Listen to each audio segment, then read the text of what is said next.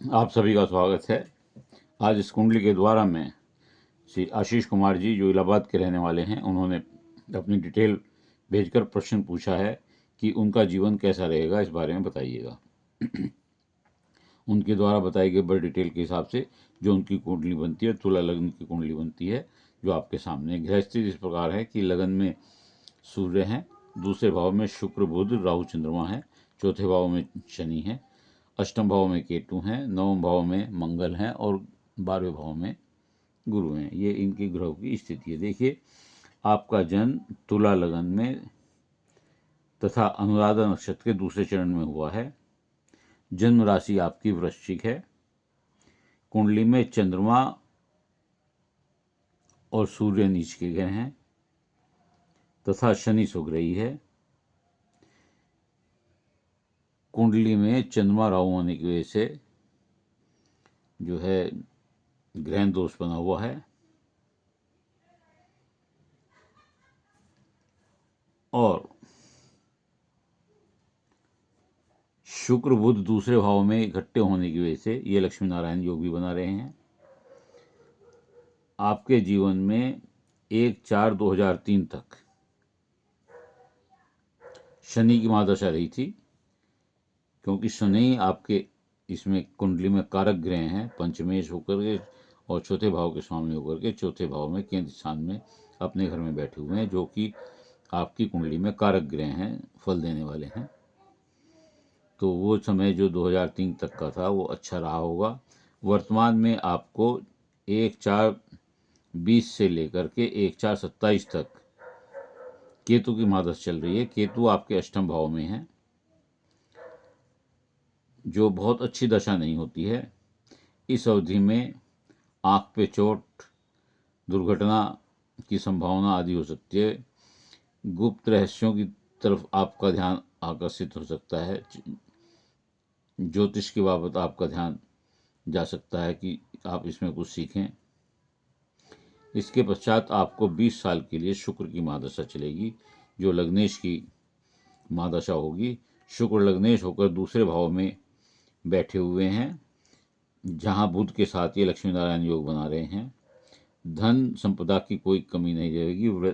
पूर्ण रूप से धन संपदा आपके उसमें रहेगी। कुटुंब में शुक्र की दशा में कुटुंब में अच्छे उत्सव समारोह होंगे। परिवार में स्वास्थ्य में कुछ उठापटक सी रह सकती है, दिक्कत आ सकती है, क्योंकि लग्नेश शुक्र जो है द्वितीय भाव में बैठे हुए हैं। द्वितीय भाव में मारक भाव कहलाता है, और क्योंकि लगन में सूर्य भी नीच के बैठे हुए हैं और जो 11वें भाव के स्वामी होकर के बैठे हुए हैं, शरीर कष्ट अवश्य देते हैं, लेकिन धन लाभ अवश्य देते हैं। धन लाभ, यश, कीर्ति, पराक्रम, पुरुषार्थ सब देते हैं। 28 में मंगल क्योंकि भाग्य स्थान में बैठे हुए हैं, तो ये 28वें वर्ष में आपका विवाह योग भी बताते हैं, भाग्योदय भी बताते हैं।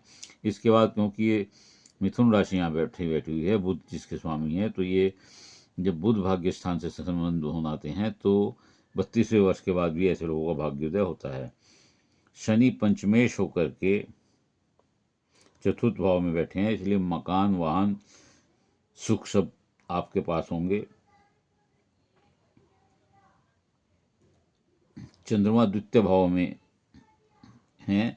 ठंडी चीज़ें और खट्टी चीज़ों का शौक होता है, लेकिन ये दोनों ही चीज़ें आपको परेशान कर सकती हैं। आपका गला मौसम के ख़राब होने से या ठंडा गर्म खाने से खांसी, नज़ले, जुकाम की शिकायत आपको अक्सर बनी रहती होगी।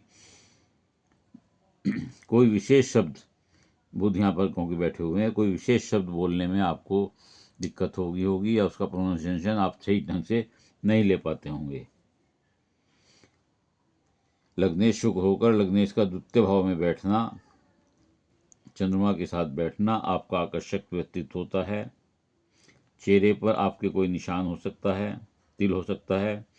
कुंडली में गुरु ग्रह, केतु ग्रह तथा मंगल की स्थिति के कारण ऐसा लगता है कि आप विदेश योग आपकी कुंडली में बना हुआ है, आप विदेश से जुड़े रहेंगे, विदेश से आमदनी हो या विदेश में जाएं या भ्रमण के लिए जाएं, लेकिन आपका किसी न किसी प्रकार से विदेश से संबंध बनता है। विदेश योग आपकी कुंडली में बनता है।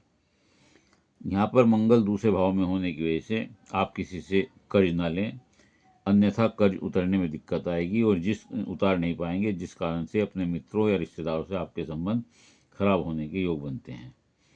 कुंडली में ग्रह दोष है, उसका उपाय करें। सब कुछ वैसे ठीक है, तो उम्मीद है कि आपको जिस प्रकार से आपने जानना चाहा था वह आप उससे अवगत हो गए होंगे। और जो उपाय आपके हैं ग्रहण दोष के लिए, आप ग्रहण का दान करें, शिव जी का रुद्राभिषेक करें, शिव जी पर दूध चढ़ाएं, ये आप उपाय करें। सूर्य के लिए सूर्य को जल दें। केतु के लिए, क्योंकि केतु की दशा चल रही है, तो केतु के लिए आप गणपति जी को दोबड़ा चढ़ाएं, गणेश जी की रोज पूजा करें। यदि आप ये उपाय करेंगे तो निश्चित तौर से आप सफल व्यक्ति होंगे। उम्मीद है आपको अपनी वीडियो पसंद, ये कुंडली का विश्लेषण पसंद आया होगा। यदि आपको अच्छा लगा हो तो इसे लाइक करिएगा, शेयर करिएगा, कमेंट्स बॉक्स में जाकर अपने विचार लिखिएगा। इसके अलावा यदि किसी और का कोई प्रश्न है तो वह अपनी डिटेल भेजकर एक प्रश्न पूछ सकता है, लेकिन उससे पहले उसे मेरे चैनल को सब्सक्राइब करना होगा। उत्तर अवश्य दूंगा, निःशुल्क सेवा है इस चैनल पर मेरी, और लेकिन धैर्य से आपको उसका इंतजार करना पड़ेगा। धन्यवाद।